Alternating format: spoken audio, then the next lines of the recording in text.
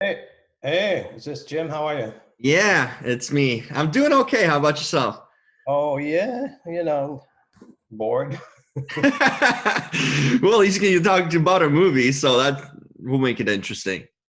Alrighty. Where are you at, by the way? I like the setup that you have going on there. Is that like your personal office or It's a room in my house. I got a little atrium. it's well Yeah, lit? I like the fact that you got those big glass windows, so it's yeah, pretty and cool. natural light. Yeah, yeah, it's been pretty good in the pandemic, Yeah, at least aesthetically. there you go. You Well, know. I'm glad. Oh, there you go. You got some coffee. I like how relaxed you are. This is cool. Just having a conversation. That's what we're gonna do.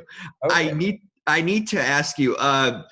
Like I'm thinking, I'm seeing this movie. It's like it's got who's of like legendary talent. What sort of strings do you have to pull to get all these names? Like, do you know some people? Do you have some pictures on all these people? Like, how did you get this cast? Because it's absolutely for a comedy like this, you got like some like literally iconic people. It's just unbelievable. I'm just curious how you came up with this whole giant cast from top to bottom, really. Yeah, it was a lot of work, and a lot of luck, and sort of because schedule is the big thing in casting these Mm-hmm. movies, right? It's like, is everybody available at the same time? And so it's not always easy, but we're able to jiggle our schedule a little. And Bob De Niro came on after we met about the script, which he wanted to change, and have it be closer to the book, The War with Grandpa, because he Mm-hmm. really liked the book. And after he read the book, he was like, "Oh well, let's try and do it more like that." And I agreed with him. And then once he signed on, he was very involved in the development. Once he signed on, Chris and Uma had worked with him before, obviously, right? And Mm-hmm. you get a guy like Bob, people, I think it lends some credibility to the project. Uh, I'm not sure, but I think it does. Probably does. I mean, he could even recruit people. Probably just a phone call Yeah, away. yeah, yeah. Yeah. So, and Chris was very gracious. He's not. He was reluctant at first because he didn't want to travel. Mm. He just hates airports because people come up and say cowbell, hey, more cowbell, and he's like, I can't do that anymore. And so we got him down in Atlanta, um, on privately. So that was his main concern. He just wanted to stay in Wow. Atlanta out of security. Well, that's manageable. I mean, Yeah. So, well, sorry about the phone. It'll go away. Anyway, and then Cheech came on as we were searching, and Jane and Laura. It's basically Ro Baker did the casting, and it was a lot of conversations, and filling out the cast and doing some rewrites, and so we kind of filled out that uh, Bob's gang, and then the yeah. kid gang. So it it's not that mysterious. I know it looks from the outside like, wow, how'd you get all these people? It kind of fell together. I don't know.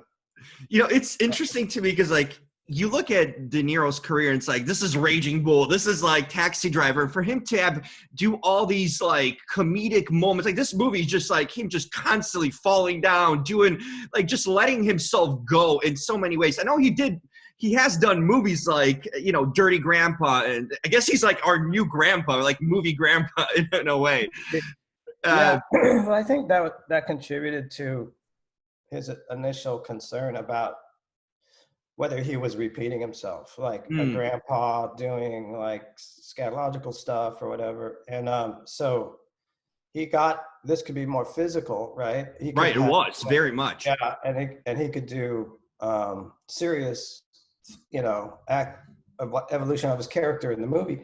Excuse me, Mhm. from a guy who's kind of checked out, depressed, living on his own, hoarding, backing his car over mailboxes, Yeah. to a guy who at the end of the movie is stepping out with his new lady, new lease on life. And he really did. We talked a lot about that, how we would play those moments that evolve over time. Mhm. So So for you as a director, is it easy to like just direct? I mean, like, ooh, how do I ask Bobby De Niro to like fall and do all these like slapstick comedy in a sense, or does he take reign and actually do it himself? Because I wonder what, like, if you have any apprehension, he's such a iconic person. Like, do you ask him to do certain things to, especially this movie, it's very physical in a lot of ways, or does he kind of volunteer to do that? not really volunteer. He relies on the movie stunt people, whatever, to deem what's safe, right? What he's not Sure. gonna, he doesn't want to, break his arm or something. Hope not. He's very fit, so he was able. If I would talk to him, I'd say, "Well, this is the way I want to shoot this." He'd go, "Well, I could go up to this point, and then you can put the stunt man in." Like, for example, when he's hanging The from the window, yeah. that that's a bar outside that we rigged up, and he's just hanging on it.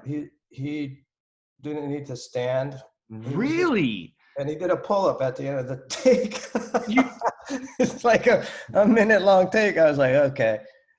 You know what, Tim, when I saw him in that bathroom scene when he's like, he's wrapped in a towel, I'm like, that dude's more fit than I am, okay? And I'm 35, okay? So it's like, I can't believe how, like, fit he is for his age. I mean, he's literally ripped. I don't know if you're like, now you telling me this whole thing that he's doing pull-ups and actually he did that bar thing, I believe it completely because it's Yeah. unbelievable. No, he works out. He has a trainer. He follows a regimen. Mm-hmm. And so uh and I think he has for a long time. So he's pretty healthy living, as far Yeah. as I can tell. No, it looks like it. Yeah. The interesting for me thing I wanted to ask you about, you've done a lot of animation, like some of my favorites, Hop and Alvin and Chipmunks movie. You've done some cool, and Muppets from Space. The thing is, like, what was it about this movie to go from, because you've made your career really a lot of ways in doing live animation, to do this actual, like a non-animated film? What was it about this movie that you kind of wanted to step out and change up your kind of usual, in a sense, work? Yeah. Well, I've done other movies like Max Keeble's Big Move, which Mm-hmm. is live action, no animation. And I did some like Grumpy Cats, where it's Oh yeah, Christmas, the Christmas. Yeah. which is kind of like just a puppet. And the real cat. So it's not foreign to me. And I actually like live action because it's instant gratification. You don't have to wait 6 months to see the shot come to life. And so it's not for me that I'm stepping out of my wheelhouse or anything. I just always wanted to do that stuff. I don't often get the opportunity. So this one for me was like, oh man, this would be great. And I like the basic premise that a kid has to give up his room to his grandfather, Yeah. and live up in the attic with low beams and everything and spiders. And he resents it, and it creates a territorial conflict. So it had like a good sort of thematic element to it, plus a lot of opportunity for slapstick, dodgeball, and all that.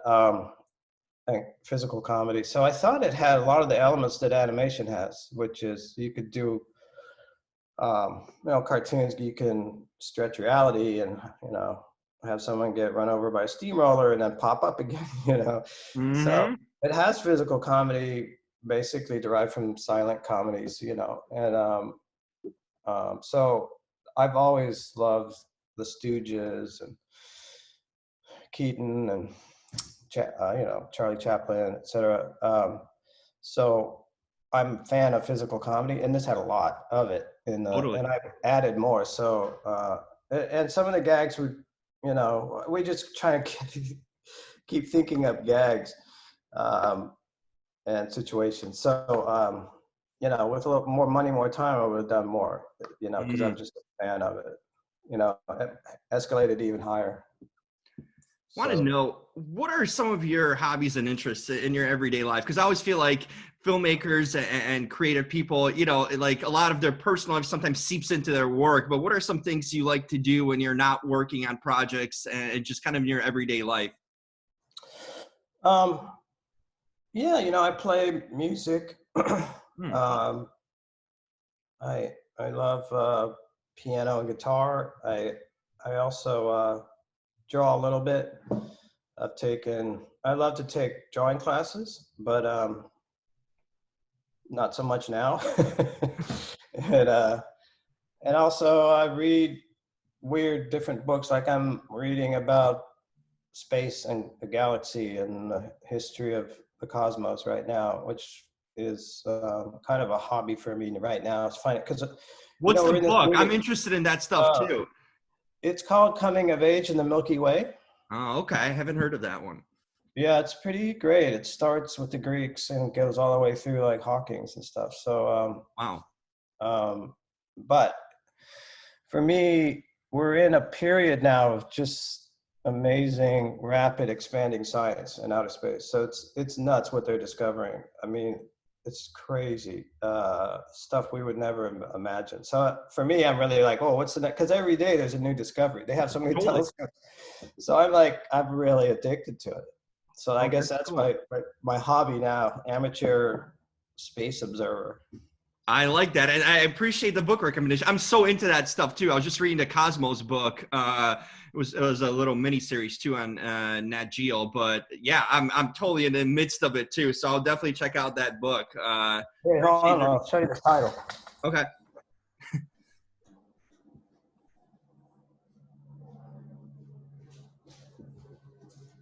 That way you can get it. coming Do of you see age. it? Wait, okay, Timothy Ferris. There we go. Perfect. Okay. Appreciate that, Tim. Yeah, it's dense. Like the Yeah, chapter on Einstein, I was like, okay, I don't get any of this. but at least it goes back in history, so that's a cool thing. That's Yeah, it's interesting in itself. progressive. It's progressive. Yeah, it's Yeah. amazing figures in here that you may not have heard of, like astronomers or whatever. Anyway, what else you got? I think that's it. We're out of time, Yeah, unfortunately. I have a no, lot more. This is a whole different discussion we could have just gotten into. So maybe we can do a podcast down the road and actually get into this stuff once I start reading the book. yeah. Oh, no, you definitely check it out. A friend Yeah. recommended it. And I guess I have to do another one of these. Yeah. Okay. Sorry, man. Short of time, but it's nice to meet you. Yeah. Thanks so much, Tim. Really fun movie. I enjoyed the gags and fun parts. So keep it up. I'm looking forward to your next live animation and your next another live movie in itself. So awesome work. Thank you.